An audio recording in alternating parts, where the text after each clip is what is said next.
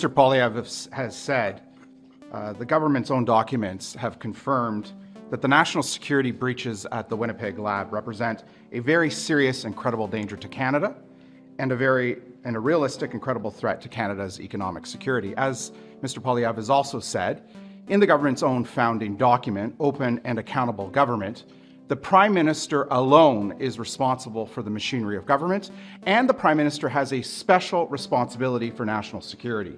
It is clear in these documents that the Prime Minister failed in his responsibility to protect the security of Canadians against a very serious threat against this country and its citizens. It's also clear that the Prime Minister failed to ensure that the machinery of government was set up in a way to ensure that these kinds of things did not happen at the Winnipeg lab.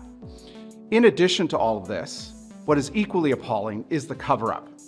It was 3 years ago that we asked for these documents. In fact, as Mr. Poilievre has said, the House of Commons and its two committees issued 4 orders for the production of these documents 3 years ago.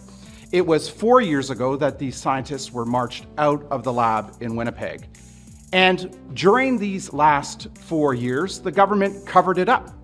It initially, as you'll recall, tried to punt this to the NCCOP committee.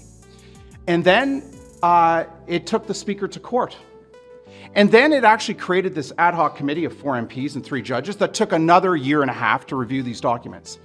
So this has been a massive cover-up on part of this government, and it's particularly appalling in light of the fact that this is a government that came to office promising greater transparency. We have seen anything but. In fact, it has been said by information commissioners that we've seen a reversal in transparency on part of this government, probably one of the worst reversals in modern government, Canadian government history. We've also have a government here that promised to respect Parliament.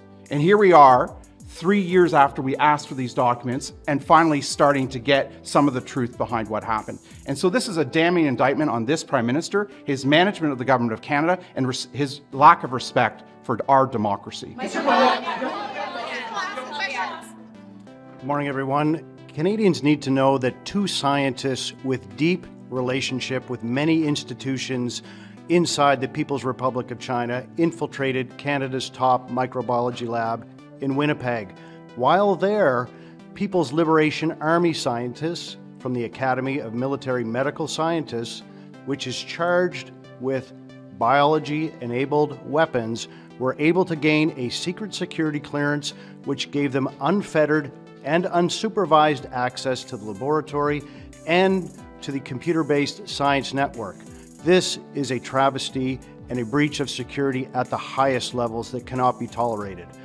Aside from all this, we know very clearly that the Trudeau Liberal government wanted to cover this up, denying 4 orders of Parliament, taking the Speaker to court, and calling an unnecessary election during COVID, which of course resulted in us understanding now very clearly that there was Chinese interference in that election. Canadians need to know also that this was not a national security threat cover-up. It was a cover-up to avoid political embarrassment. This is an embarrassment to our country, and Canadians also need to know who is going to be held responsible in this Sunny Ways government. Who covered this up? Who is at the head from a political nature? Why did they cover up for so long? And when will someone, such as a minister or a prime minister, be held responsible on behalf of all Canadians? I thank you. Just one more thing we just want to add to this is as we actually look at this and you think about the documents that we all took a lot of time last night going through and the cover-up that we've been going under for the last 3 years because of Justin Trudeau and his corruption and his cover-ups.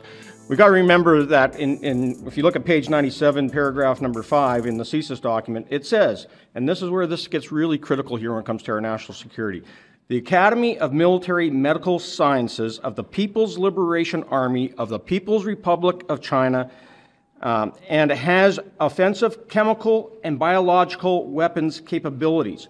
As per China's key national research and development priorities is to support national defense research projects by transforming the results of basic civil research into military applications. So although you have Justin Trudeau not at all concerned about our national security, more concerned about his political embarrassments, us as Conservatives under Pierre Poilievre want to make sure that we continue to go out there and support our national security and make sure that this never happens again. We don't know exactly what materials, technology, viruses, and other biological things that are in that lab were actually turned over to the PRC and to the People's Liberation Army. We know that they're interested in weaponization.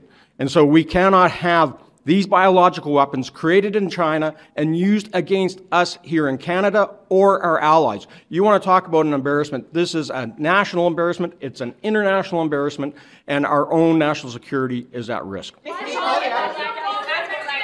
Let me just say that this is a national security failure on the highest level. The head of the unit at the Winnipeg lab responsible for pathogens was collaborating with the foremost expert in the PLA with respect to biodefense and bioterrorism. And through it all, the Prime Minister was less than transparent with Canadians, and he covered it up.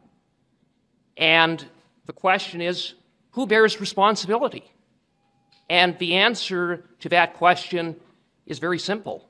Justin Trudeau bears responsibility. The buck stops with Justin Trudeau.